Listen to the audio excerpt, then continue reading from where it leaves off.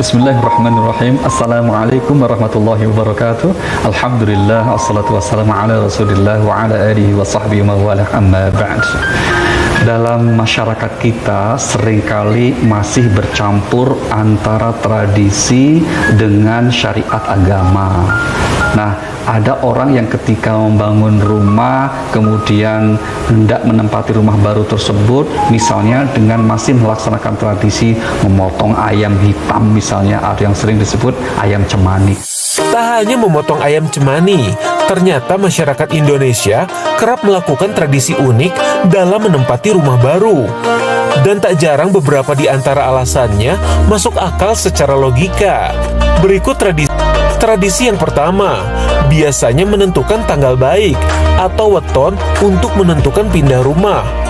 Entah apa esensinya, namun secara logika dapat dipahami ialah dengan memilih hari, kita bisa memilih tanggal untuk cuti dari pekerjaan kita, sehingga pindahan tidak terburu-buru dan tak ada barang yang tertinggal. Yang kedua, ialah tidak boleh memilih pindahan rumah di saat musim hujan. Tak hanya tradisi tanah Jawa, mungkin beberapa daerah lain pun memiliki budaya yang sama.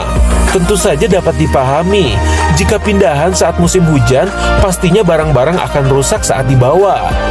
Bahkan kendaraan pengangkut pun bisa tergelincir karena jalan licin sehabis hujan. Yang terakhir ada ubo rampe, yakni seperangkat alat yang meliputi tikar, lampu teplok, air, serta bunga dalam kendi, hingga kuali. Kuali ini tidak boleh kosong ya sahabat muslim, biasanya harus diisi dengan beras, bawang merah, bawang putih, cabai, gula, dan garam. Dalam tradisi Jawa, kuali melambangkan terpenuhinya kebutuhan penghuni rumah. Namun secara logika, paket beras dan bumbu tersebut ternyata adalah resep nasi liwet loh sahabat muslim, yang tentu saja memberikan opsi kepraktisan. Kuali atau kendi tadi tinggal ditambahkan air, lalu dimasak di atas api, dan jadilah nasi liwet dadakan. Sedangkan lampu teplok dan juga tikar dianggap melambangkan ketentraman hidup. Tentu saja jika dipandang dari segi kemudahan, tikar merupakan tempat duduk yang praktis ketika kursi masih dalam keadaan terbungkus atau diikat, dan jika rumah baru belum mendapatkan pasokan listrik. Tentu saja lampu teplok ini bisa menjadi solusi yang praktis. Wah, ternyata budaya tradisi leluhur kita benar-benar menunjukkan kepedulian mereka terhadap kita sebagai generasi penerusnya ya sahabat muslim.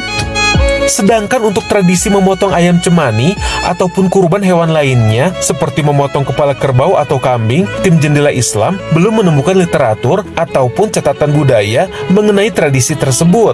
Namun setidaknya tim Jendela Islam menemukan fakta unik seputar ayam cemani. Dikutip dari salah satu blog media, ternyata ayam cemani merupakan pembiakan sejak era Majapahit di abad ke-15. Konon warna ayam cemani sebelumnya adalah berwarna putih. Namun karena dijadikan media pemindahan penyakit gaib, maka ayam tersebut berubah menjadi warna hitam. Dan dalam bahasa Sansekerta, cemani memiliki arti hitam legam. Fakta unik lainnya, ternyata ayam cemani memiliki kekuatan magis, yakni diantaranya dapat mengangkat kekuatan santet dari seseorang. Lalu apa ya kaitannya selamatan rumah baru dengan memotong ayam cemani? Mari kita simak pemaparan Kiai Haji Ali Nurdin. Nah, bagaimana dalam pandangan agama seperti ini? Tradisi pada dasarnya bukan sesuatu yang dijauhi dan dilarang dalam agama, sepanjang tradisi tersebut tidak bertentangan dengan syariat. Namun kalau tradisi yang jelas bertentangan harus kita hindari.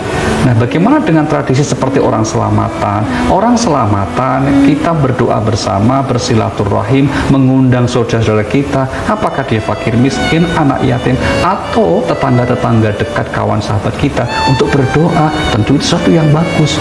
Tapi kalau harus kemudian ditambah dengan keyakinan ini supaya beruntung, rumah supaya menjadi rumah yang baik, harus saya potong ayam cemani, itu yang tidak boleh.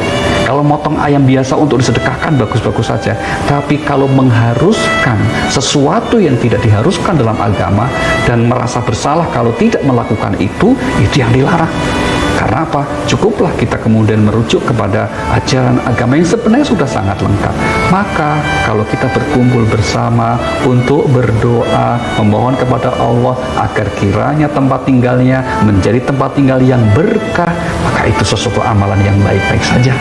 Ya bahkan sering-sering pun juga lebih bagus, karena memang rumah tinggal kita itu penting bagi kita semuanya yang menempatinya. Tentu harapan kita ini menjadi tambah keberkahan dan kebaikan kita, tapi alangkah bagusnya harus sesuai dengan koridor agama.